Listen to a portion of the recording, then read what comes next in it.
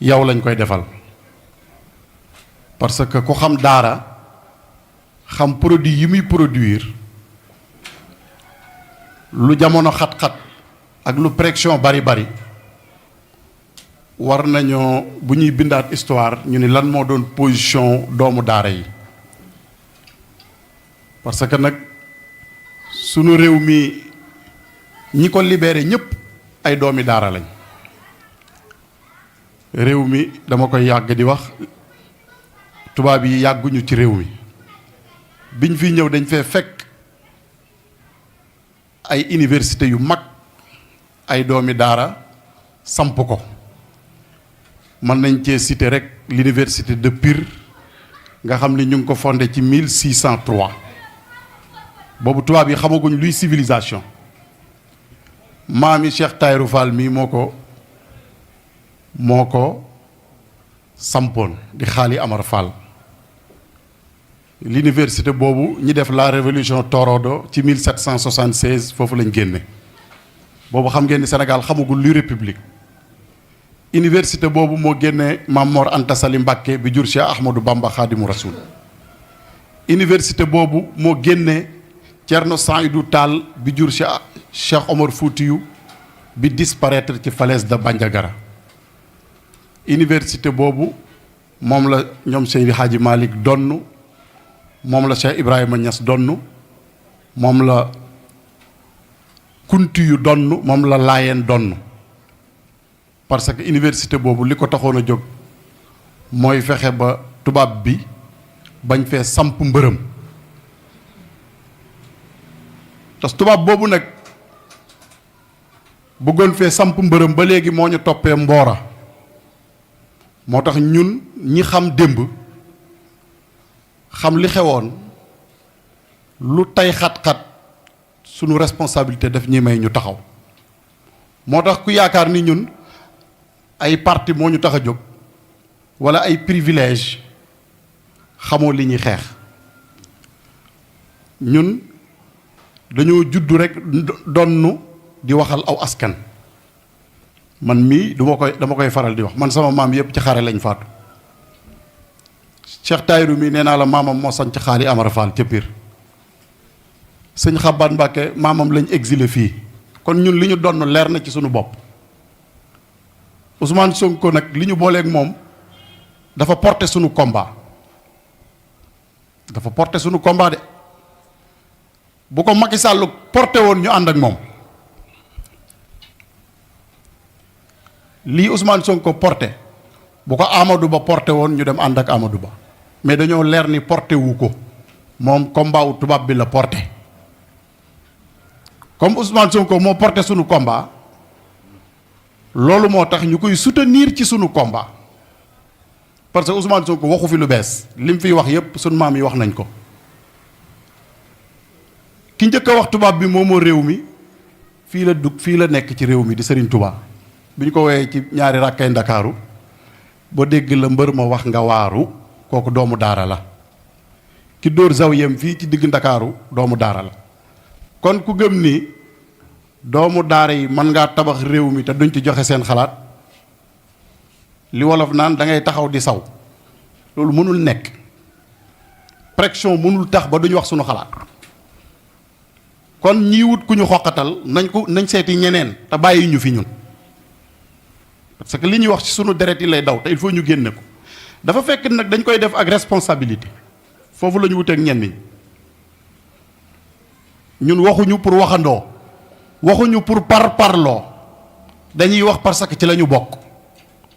diine moo ñu ci boole histoire boole ñu ci ngor boole ñu ci fekke boole ñu ci yonent bi salaay sallam bi tax ñu bind jaam yi moo ni képp koo xam ne mbiru jullit ñi liy dox ci pénc mi ñoru la bokkoo ci sama diine yonent bee ko wax de te mooy sëriñ si fi nekk Sëñ Tuubaa moom la doon liggéeyal Alaaji Malik moom la doon liggéeyal Cheikh Ibrahima Niass moom la doon liggéeyal Bu Kunta Njaasaan moom la doon liggéeyal yonent bi nee na képp koo xam ne liy dox ci pénc mi lu mu mën a doon pénc mi rek bépp débat bu ci ñëw nga daw ci parce que buggoo cee wax parce que da ngaa ragal kaso wala da ngaa ragal ku la mere yonent bi nee na boo doon julli ba yéeg ci kaw asamaan si bokkoo ci man lam yahtamma bi umuuril mu'miniina fa laysa minna. loolu nag ku ko jàng kaso du la teree wax. il faut ñu waxtaan xam ne réew mi yàgg naa di ko wax réew mi kenn mënu fee xoqatal kenn tubaab bee ëppoon doole ñépp te sunu maam yi dañ koo caw mu génn réew mi kon nañu toog ñu waxtaane réew mi man loolu laa mos di wax parce que xoqatal mënta régler benn affaire. loolu bref dama ko doon wax rek pour ñu xam sunu responsabilité ñun waxandoo dugaluñu ci bëgg a feeñ dugaluñu ci bëgg a waxit dugaluñu ci amuñu sax jot nag ñun ñi ñëpp ay daara lañ yor yori jàkka bu dee tarixa ci ay zawya lañ juddoo mayuñu kenn ci réew mi nga ñuy laaj ban tarixa lañ war a bokk parce que ñun dañoo judd ci ay tarixa ñu ngénte ñu ci ay àddiya. am na débat bu jóg ci réew mi képp ku sérieux te xam histoire Sénégal waroo koo yëkkati. Sénégal loo mën a wax réglé nañ problème mu diw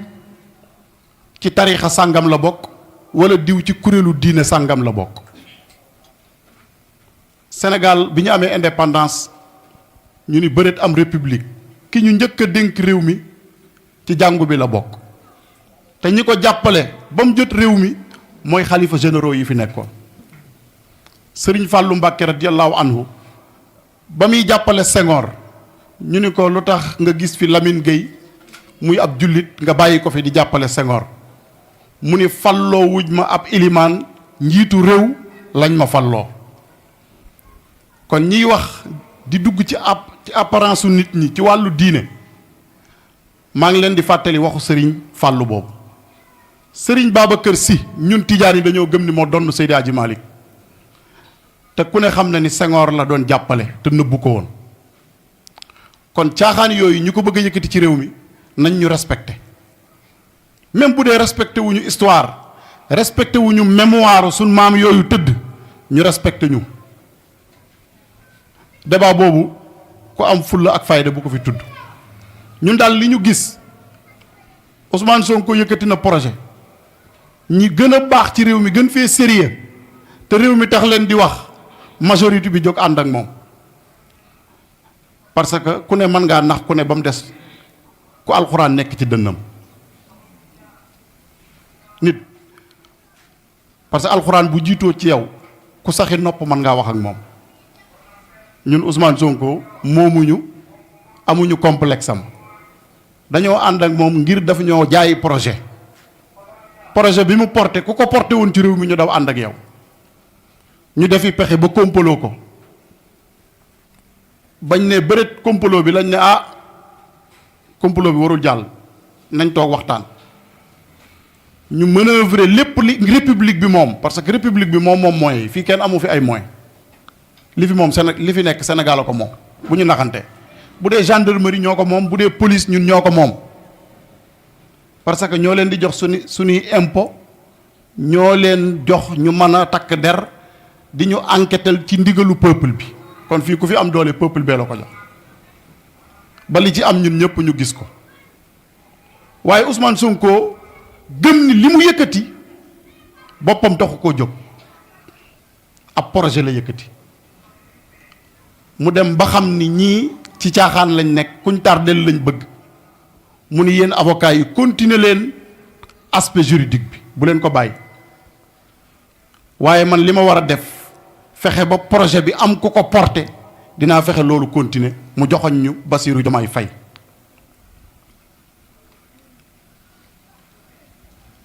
joxoñ bi tamit baax na ñu wax nit ñi xam unanimité ci ñi ànd ak moom ñoom ñoo joxoñ Bassirou Diomaye Faye parce que déclaration bi 4 candidats yi def yéen ñëpp dégg ngeen ko ñoom ñoo waxandoo ni Bassirou Diomaye Faye mooy porter parrainage bi foofu am na nuance bu fi am il faut ñu leeral ko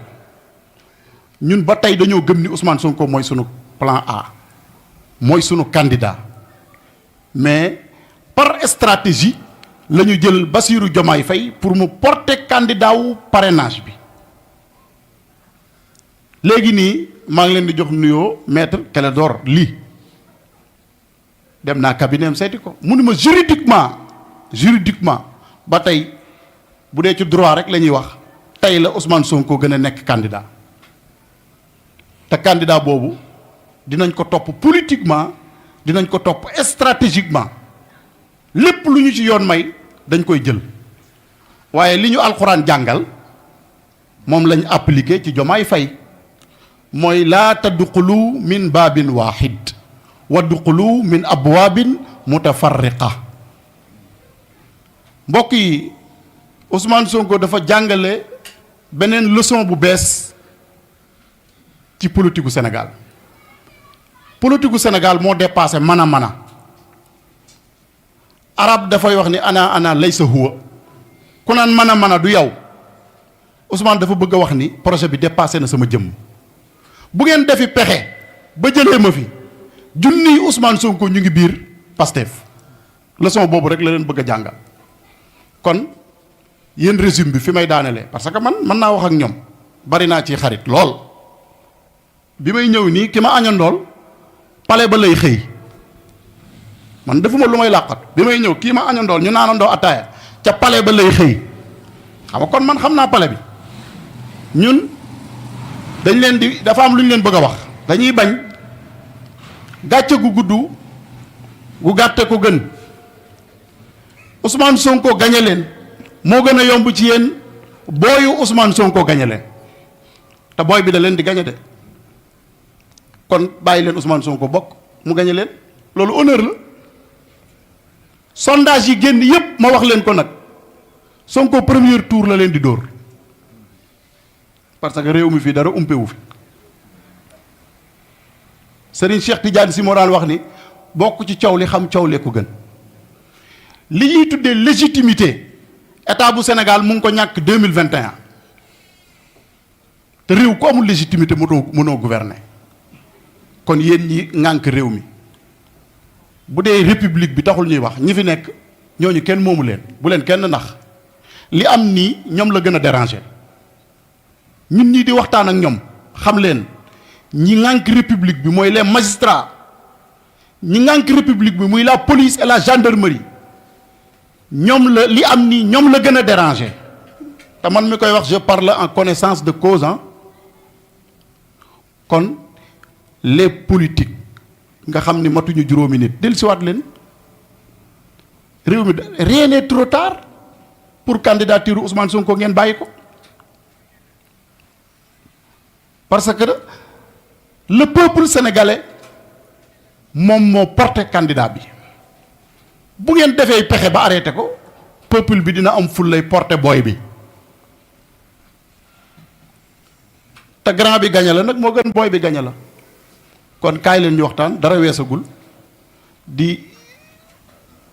wax ni rek il faut ñu comprendre ku ne fi ngay waxee ñun dañuy wax ngir histoire dañuy wax ngir ëllëg bu ñuy bindaat taarixu réew mi ñu ni lan la waa daara waxoon te fii ñu toog nag bëgguma guddal parce que temps bi jeex na ñi fi toog xoola kenn ku ci ne mën ngaa nekk sa xalifa maam waaye nag responsabilité moo ñu mayul li xew ci réew mi ñu koy noppiwaale parce que dañoo ragal kaso wala dañoo ragal ñu xoqatal maa ngi profité di lancer waat un appel solennel monsieur le président de la république di la wax ni rien n'est trop tard pour ñu toog ci taabal parce que loolu mooy sunu responsabilité ñun man bokkuma ci ñi gëm naan waxtaan wees na guerre mondiale la gënoon a metti te dañ koo waxtaane apartheid moo gënoon a tàng li xew ci réew mi te dañ koo waxtaane kon waxtaan weesagul pexe yi ngeen mën a def sénégalais yi ñoom dëgmal nañ fi ñu dëgmal te dara mënul tax ñu jóg fa lu dul yéen ngeen dellu ginnaaw parce que le peuple mooy li am solo ndax peuple bi ñoom ñoo def seen choix ci projet Ousmane Sonko ak projet Pastef di wax le peuple sénégalais li foofu lay daaneele li Thomas Sankara waxoon Thomas Sankara dañu woon ce que les élites ne font pas pour le peuple le peuple le fera pour lui-même. tey fi ñu toll bu ñu demee ba crise élite am na peuple bi jël ay responsabilités parce que nag peuple bi tey xam na ni kenn mënatu koo nax peuple bi déglootul kenn ku dul Ousmane Sonko dafa war a bokk ku wax leneen yaa ngi perte sa temps ndaw ñi duñ la déglu. parrainage yi am Touba wane na ko parrainage yi am Ndakaaru wane na ko kon delloo siwaat leen seen xel ñun de en tant que ay doomu daara discours boobu la ñuy woote di santaat presse bi yëpp di sant sunu membre yi MODAP yëpp ci 46 départements yi parce que ñaan yi nga xam ni woote nañ ko fa gis nañ ni taxaw nañ ci te niñ ko waxee woon defee nañ ko noonu di leen wax ni nag nañu def li ñu war a def liñ mënalul suñu bopp nag ñu bàyyee kook yàlla waaye yàlla nag li nga man du la ko defal te lii taxaw temm pour Ousmane Sonko bokk taxaw temm pour Pastef projet bi mu yëkkati mu yegg loolu réew mi mën nañ ko bu ñu naxante parce que tey les forces vives de la nation derrière le projet de Pastef in uridu illa al islah masta'tu wa ma tawfiq